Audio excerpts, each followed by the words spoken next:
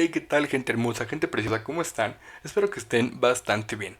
Bienvenidos a este nuevo capítulo del curso de programación en Java. El día de hoy vamos a comenzar a trabajar con las funciones o métodos en Java.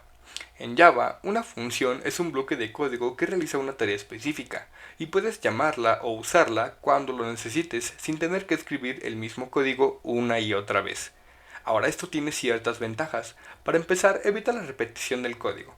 También hace que tu programa sea más limpio y organizado y permite dividir tareas en partes aún más pequeñas. Vamos a comenzar explicando la estructura básica de una función. Para ello, genero un comentario multilínea y aquí dentro voy a colocar tipo de dato, luego nombre de la función, parámetros. Recuerda que estos van entre paréntesis, código de la función, return, valor. Ahora, este return es solo si no es una función void.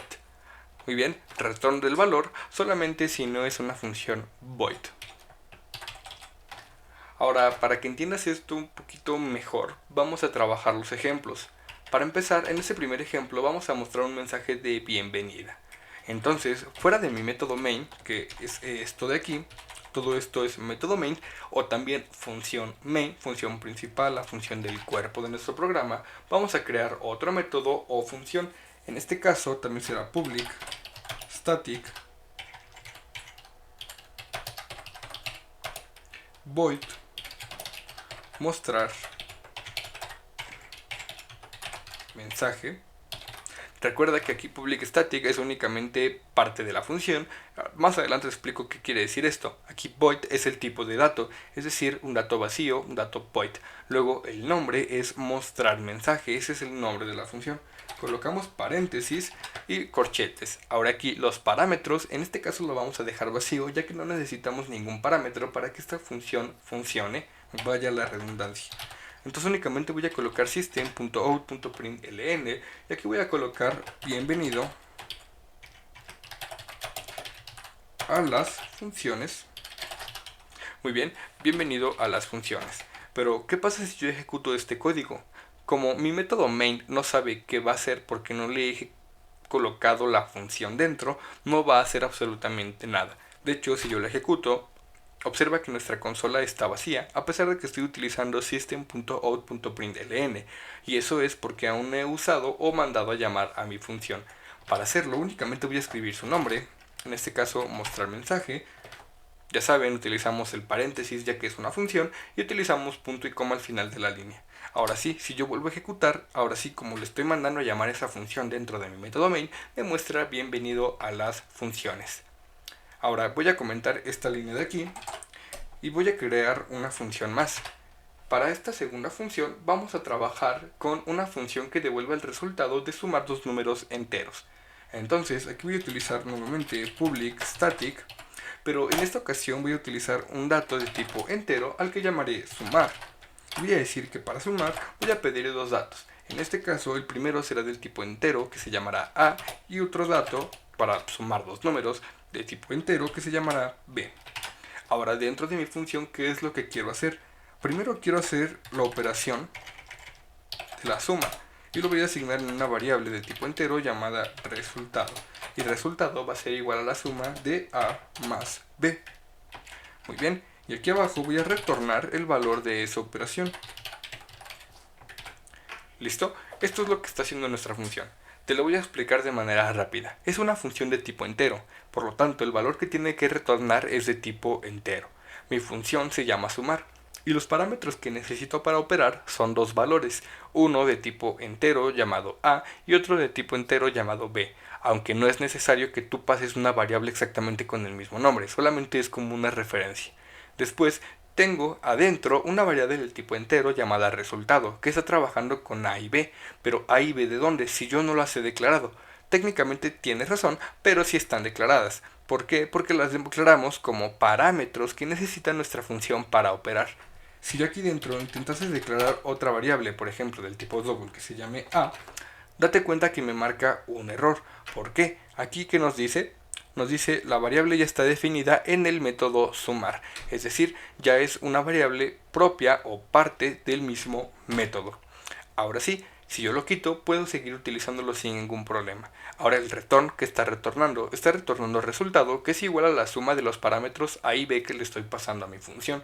Entonces me va a retornar el resultado de esa suma. Y de hecho, si yo lo utilizo, por ejemplo, aquí, voy a mostrar system.out.println, voy a colocar la suma es, dos puntos espacio, y aquí fuera voy a colocar un más y voy a mandar a llamar mi función. En este caso es sumar, paréntesis, y los datos que necesita son, por ejemplo, 5 y 3, por ejemplo. Ahora aquí otro dato importante, date cuenta que yo puedo utilizar funciones dentro de system.out.println. Esto es particularmente útil si yo no quiero crear aquí una variable de tipo entero que se llame suma, que sea igual a sumar, y dentro de esto coloco mis datos 5 y 3, y después aquí en lugar de mandar a llamar la función directamente, manda a llamar mi resultado de suma. ¿Ok? Básicamente estamos haciendo lo mismo, pero con la diferencia, aquí me falta punto y coma, pero con la diferencia de que lo estamos haciendo en una sola línea. En lugar de realizar todo este proceso, únicamente voy a tomar este valor, voy a borrar esto de aquí, y en lugar de pasar la función o el resultado suma, paso mejor directamente a la función y me evito hacer todo el proceso anterior. Es decir, empezamos a optimizar poco a poco nuestro código. Ahora, si yo la ejecuto, como comenté en la línea de arriba de mostrar mensaje, ya no nos muestra bienvenido a las funciones, sino que directamente nos muestra la función de la suma junto con el mensaje. En este caso nos muestra la suma es 8. Ahora pasemos a realizar un tercer ejemplo para que lo sigas entendiendo y poniendo en práctica. Voy a volver a comentar esta línea. Date cuenta que no es necesario comentar mis funciones, ya que como las tengo creadas, pero no las mando a llamar, no se ejecutan dentro de nuestro método main. Ahora para la siguiente función voy a utilizar public static y será una función del tipo double. Y esa función del tipo double se llamará área, por ejemplo, o calcular área. Y va a recibir como parámetro un dato del tipo double llamado radio. Ahora, ¿qué es lo que va a hacer esta función? Directamente vamos a retornar un valor y vamos a retornar, haciendo uso de mat, el valor de pi multiplicado por el radio nuevamente, ya que es pi por radio al cuadrado. Entonces directamente estoy haciendo la operación dentro de mi return, pero tienes que tener cuidado de la forma en que realizas tu operación, porque tiene que devolver un único dato. No puedes tener más de un return o un return inconsistente. Bien, ahora sí yo puedo utilizar esta función dentro de mi bloque main.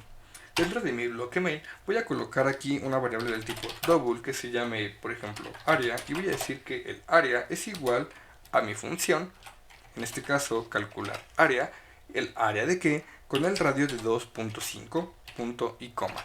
Después voy a utilizar system.out.println y voy a decir que el área del círculo es 2 puntos y fuera de mis comillas dobles más y mi variable área. Ahora sí voy a ejecutar este código y veamos qué es lo que obtenemos en la salida.